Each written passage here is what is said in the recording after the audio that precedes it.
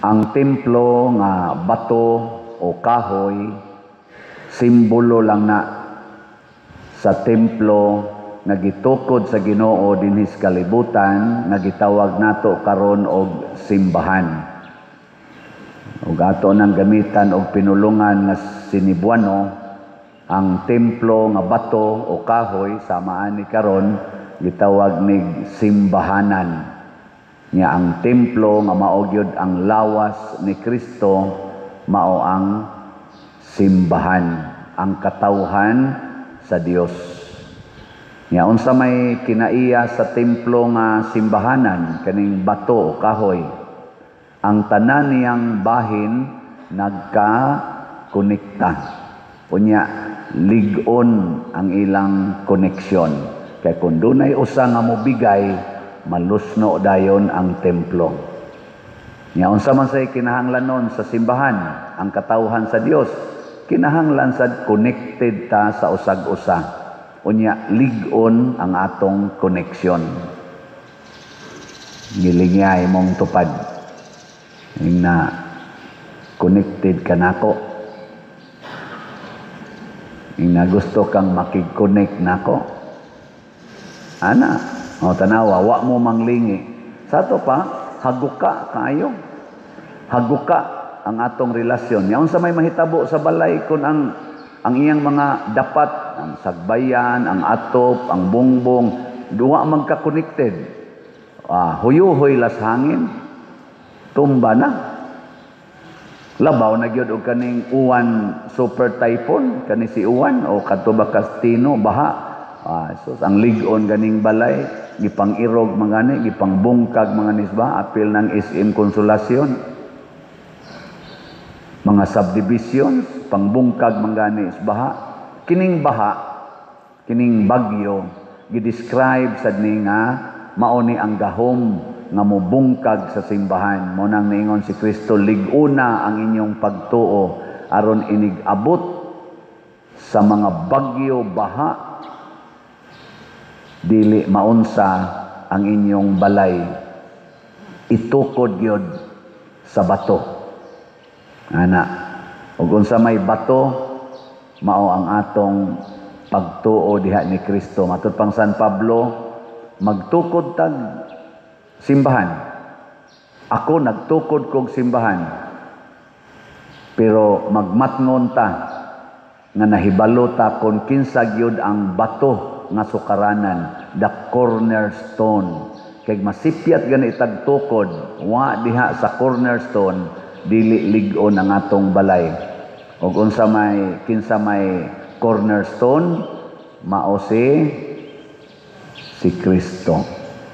Gilingi ana sad imong tupad ing natukod ka diha ni Kristo. Ing na kono. O natukod ka dihas demonyo. Kay basin baya naa nagsukad sa demonyo ang atong katilingban.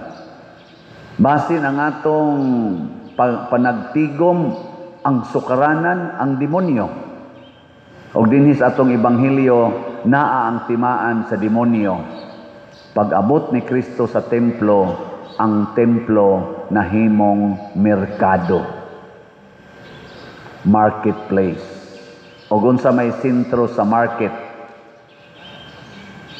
Market ba?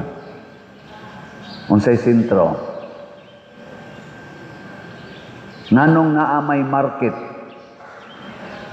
Kwarta. Mao na kung ang ato ganing gihigugma o ang atong gituuhan na maoy makaluwas nato, ang kwarta na gani pasabot ang atong katilingban natukod sa sukaranan nga mao ang demonyo. Kay the love, the trust on money is the root of all evils. Muna siya. Kumusta mga ato rong katilingban sa Pilipinas? Hain man matukod ni Kristo o sa kwarta? Generally speaking. Kusga. Kumusta ang ato mga politicians? Nagkahiusa man na sila, tulo na ka branches, executive, legislative, judiciary. Hain man sila natukod sa kwarta o sa Ginoo? Kamong nagsigig-siyagit nga na kwarta sila natukod, hain man sad moron matukod sa kwarta o sa Ginoo? Klaro ang kwarta. Unsa may timailhan nga natukod tas Ginoo? Ang kwarta gamiton para sa kaayuhan sa katilingban ug pag-alagad sa mga kabos. Ug unsa may pamaagi nato ana dinhi sa atong simbahan? Kana mo na siya ang slot. Ang slot. Ug tungod ang atong slots, daghan ang kinabuhi nga atong natabangan, naluwas, napa-ospital, natukurag mga balay, natagaag mga bugas. Daghan sang mga structure sa simbahan nga atong natukod didto pa ko San Vicente, Liloan. Unom ka tuig ko dito tungod anang slat-slat, nakatukod ta dito structures gikan sa pagkahaguka kaayo karon ligon-ligon na. Nakatukod tag mga laing structure sa Archdiocese, labi na sa Kapilinya di Fatima nga gibungkag na slinog. Pero natukod to nato.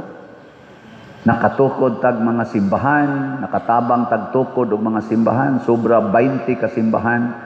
Visayas, Mindanao, doon na pa'y manginana, generally speaking, Visayas, Mindanao, nakatabang ta, doon na pa'y pipila dito sa Luzon, tungod anang slot. Nga naman, kay ang kwarta atong gigamit para sa katilingban. Pero kung mabali na gani, ang katilingban, ato nang himuon nga pangwartahan sa mas pag-abot ni Kristo sa templo, nga ilang katilingban dito sa templo, gihimo ng business, masuko ng Ginoo ana. Mao tong giabog ni Kristo. Og kay niingon mas Kristo, gub-a kining maong templo og tukuron kuni sa tulo ka adlaw. Ang iyamang lawas iyang gipasabot, pasabot di ay kada usa nato, matud pang San Pablo diri sa unang pagbasa, sa ikaduhang pagbasa, kada usa nato templo sa Dios. Sige, lingiyay mong tupad. Ing naunsa may imong gisukaran karon, kwarta o Ginoo? Unsa may mas importante nimo ron, kwarta o Ginoo? Kinsa ninyo dinhi ang moingon, pader karong adlaw ang tanang kwarta nga makita sa akong mata, akong ihatag sa simbahan. Taas ang kamot. Natanan yung kwarta nga mahikap o makita nako, ihatag nako sa simbahan. Karon lang adlaw. Taas. Tanawa, wa gyud ni pataas. Pulos gyud mo nakasukad sa demonyo. Wa gyud ay mo'y kwartang makita ron. Sa inyo palang bulsa na nay mahikap, sa inyong pitaka na, dito sa inyong balay na, sa imong bank account na, sa imong GCash account na, ihatag na tanan sa simbahan. Karon lang adlaw. Di lang kumingon sunod simana. Nga naman, basig patay na kaigoagi aning bagyo karon. Di nakaabutan sunod simana. Mga igsoon, kung ang kwarta na atong higugmaon, dili na ta mahimong tuburan sa kinabuhi, kamatayon, mahimutang tuburan sa kamatayon. Kini karong nang hitabo nato dinhis atong parokya, usata sa daghan kay namatay tungod atong baha, flash floods, tong bagyong Tino. Usata dinhi sa Central Visayas nga daghag nga matay, together sad sa Tagaliluan dito sa Talisay. Pero kita dinhi duha gyud ka barangay nga murag igo gyud kaayo. Nato dihang Mulaw, Kabadyangan. Di apagani diri Rosloyo sa atong simbahan ang usa ka pamilyahan nga hurot gyud kamatay, duha ka anak, duha ka ginikanan. Ambot nakita na ba ang mama? Ang mama murag wa pa makit-i. Ngano man na tungod na sa atong paghigugmas kwarta, una ang atong mga leaders. Wa nila gigamit ang kwartas Pilipinas to secure the Filipinos against catastrophes. Gikurakot Hinoo nila ang atong budget sa flood control. Tungod sa ilang pangwarta, wa nila gisecure ang atong ecological setup, system. Gi-allowed nila ang illegal logging, illegal mining, illegal quarrying, illegal fishing. Nangaguba ang atong kalikupan. Gi-allow pag nila ang illegal settling diha sa mga river banks. Kanang sapa, ang kilid anang sapa o kanang dagat na anay balaod nato nga dili na papuy-an. Pero gi-allowed. Ang uban pa gani, gipagamyan ang sapa kay gitukurag structure. Gibuhian pag yung mga baboy. Tua pag yun ang hugaw, gihug sa sapa. Among-among tungod sa kwarta. Karon mo ning hitabo. Nganong wa man nagipatuman ang maong balaod? O ipatuman pa dir, wa na'y mubutar namo, matod pas pipila ka mga politicians. Pildi mi sa sunod eleksyon, nahigugma man mo anang inyong dungog, nga wa na say lami karon kay nangalata na, lain rabay approach aning ato rong administrasyon. Imbis nga mag-atubang, maghisgot, ang sigihag hisgot o sigihag atubang, kining nga daot nga kinabuhi o mga kabtangan, ang hisgutan hinoon, mga ICC, ipadakop taning mga atbang natos politika, ana, mga impeachment, wa naman tang maghuna-huna, ana. Kanirong nangamatay dinhi, ang uban wa pa makit-i, daghan pang wa makit-i. Mao na itong hisgutan, mga mayors, governors, mga executive department, presidente, vice presidente, congressmen, mao ni atong hisgutan, hain na rin nga missing. Unsaon na to pagsagang kung naa na sa ilaing bagyo, kani karon inigagi aning uwan nga bagyo nga super typhoon sa Central Luzon. May unta nga mohisgot na unta gyud klaro og dili lang ibaliwala siging pangita og laing isyo aron lang gyud di mahisgutan kining grabing kadaot nato tungod aning flood control scam. Hisgutan ta ng flood control, susihon ta na nganong naingon ana. O sige, ingno na to global warming, climate change, gipamutol ng mga kahoy, nganong nangaputol mga kahoy, nganong nahimo man ang subdivisions ang mga bungtod, nganong nangaupaw man ang mga bungtod tungod anang quarrying. Ato nang hisgutan, mga executives, mga elected, gigastuhan sa kwarta sa buhis natong mga pobreng Filipinos. Billions ang atong gigasto sa inyong eleksyon. Nya karon di na mo muhisgot, dili ninyo na atubangon ang lapok na inyong pasad-pasad dinhi sa atong nasod. Natanawan ng mga balay dihang gipangsud sa lapok. Sayon ba tan-awon? Hasta dinhi sa atong simbahan gisud sa tas lapok og baha. Dili sayon limpyuhan oy nanakit ang among hawak. Labi na ning tiguang na ta moapil. Sakit ng hawak. Siging nus-nus anang lapok. Karon lang malimpyo-limpyo. Samot na, di ito grabe din ng ato. Samot na ginang ato mga silingan, diha intaw mga subdivisions, mga balay, mga establishmento, nga napuno yun hapit sa lapok, taga-tuhod, usay taga-hawak pang lapok sa ilang ground floor. Apil pa ganing simbahan sa Danao. Ug labaw na gistanan, nangakalas kinabuhi. Nya dili ni nato hisgutan, magsigitag hisgot anang impeachment, magsigitag hisgot anang kinsay ipadakop sa ICC, kanang ICC nga miguba sa atong legal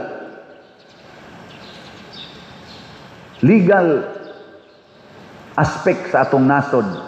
Kay sila naman hinuoy masunod, di naman ang atong legal mga patakaran dinhi, ang atong konstitusyon. I-impose naman sa ICC nga dakpon gyud ang gusto nilang dakpon, i-arrest bisag way klarong arrest warrant. Atuan na ron ang atong former president Rodrigo Duterte. Hangtod karon hapit na to tingali mamatay. Tuwa lang gyapon dito. Nya kana lang gyapon itong hisgutan. Karon nanasad breaking news, breaking news. Ang warrant of arrest sa ICC gipalabas na para ni Senador Bato de la Rosa. Ang right arm ni President Duterte sa iyang war on drugs. War on drugs? Sigihan na natong hisgot. Karon gabaha na ang drugas. Gabaha pa ang tubig. Kana hisgutan nato at present. Pero kung ang ato ganing sukaranan sa atong kinabuhi mao ang kwarta, di ta ganahan mo hisgot ani. Si Kristo ra gyud ang ganahang mo hisgot.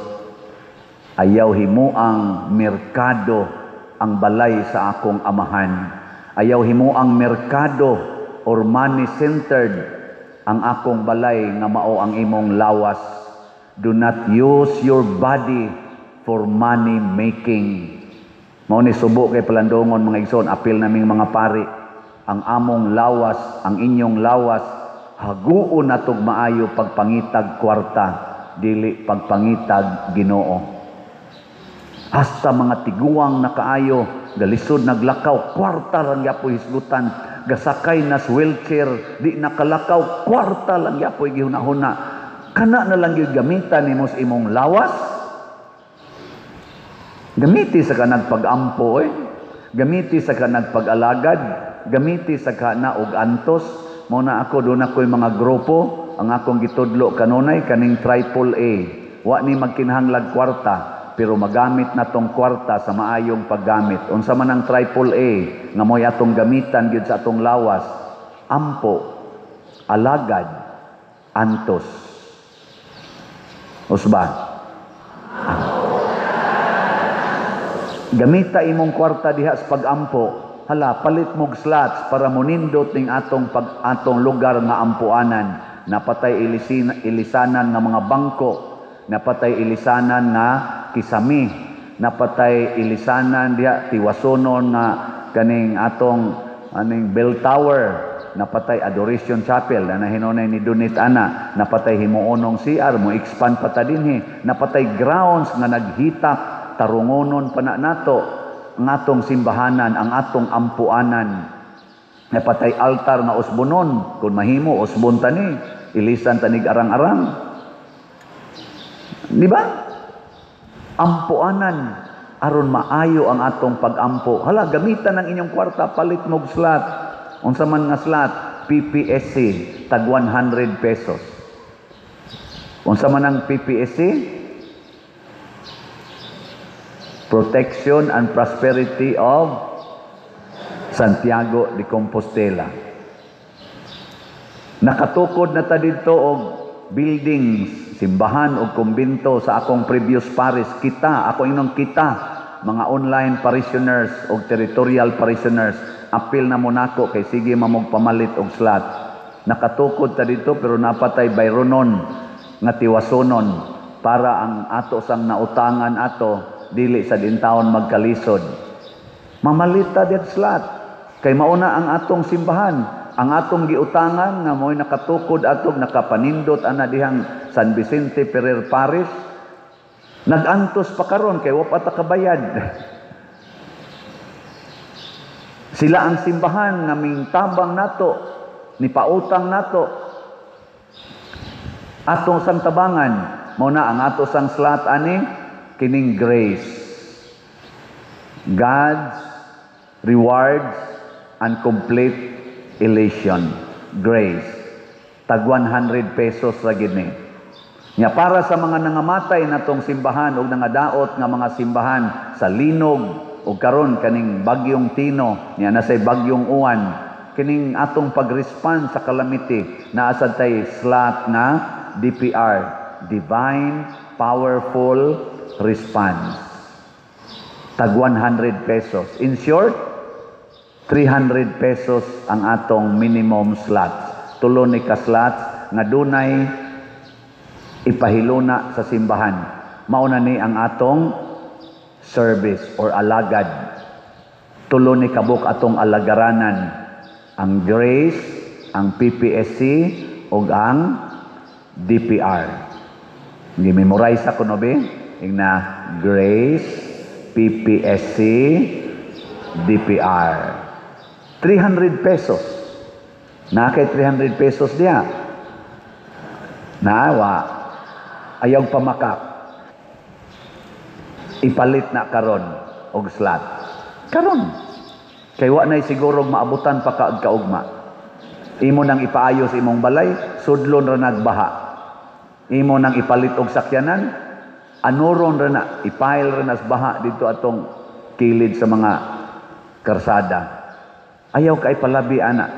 Ang simbahan ang atong igon aron protektahan ta sa Ginoo. Mao na ang alagad. Ingka padiroy mahutdan tas kwarta. Mao na ang gitawag og katapusang antos. Mag-inantosay ta. Karon grabe atong pag-antos. Mag-inantosay ta pagpalambo sa simbahan aron ang Ginoo sa iyang way sukod nga gahom panalipdan taniya sa grabing pag-antos dinhis kalibutan og didto sa impyerno. Kung ang Ginoo na gani mo'y atong antusan nga mao ang simbahan, ang baw sa Ginoo ni ana mga igsoon, kalinaw, kalipay o kalambuan. Maubit ang atong simbahan, human sila gipangpatay, gipangmartir, karon nilambo, niabot nag billions ang followers sa Catholic Church. Kay matod pas unang pagbasa, kining maong templo, mag-agas ang tubig ani, ug magsigi ra gid nig pamunga ang mga kahoy ug ang mga isda, magsigi ra jud kabuhi aning tubiga. Unsaon pagtubod sa tubig sa templo sa Dios, kung kitang katawhan maghinatagay sa atong mga kaayuhan. Dinis ato mauning atong slat-slat dito sa uban naa sa nailaing pamaagi. Si Bishop Abit Oy naa sa siya pamaagi. Og ang ato sa dinhing natigom, ato sa ning tabang adto niya. So karong Domingoha, karong misaha, hangyoon ta mo, karong Domingoha, palit mog slat kada usa ninyo, 10 menos tag sa kaslat, sa tulo nato kaslat, 300 pesos. Ang atong offering nga dili unta mo grabe kay karon ra bagyong Domingoha mo landfall si Uwan. Ginoo muhatag ni aning slot, hinaot unta, bisan di mitakos, imo ming panalipdan ni ining grabing bagyo. Panalipdi ang among mga igsuon sa Central Luzon. Pinaagi sa among pagsakripisyo, pagpalit aning slot. Ug gamiton sa dinamo para sa imong simbahan. Kay pista maros imong simbahan. Ang basilika sa Litran ug basilika sa simbahan sa tibuok kalibutan. Tabangi taon mi. Kay di na sayon ang among kahimtang karon nga mga Pilipinos. Nakakita na kaniini.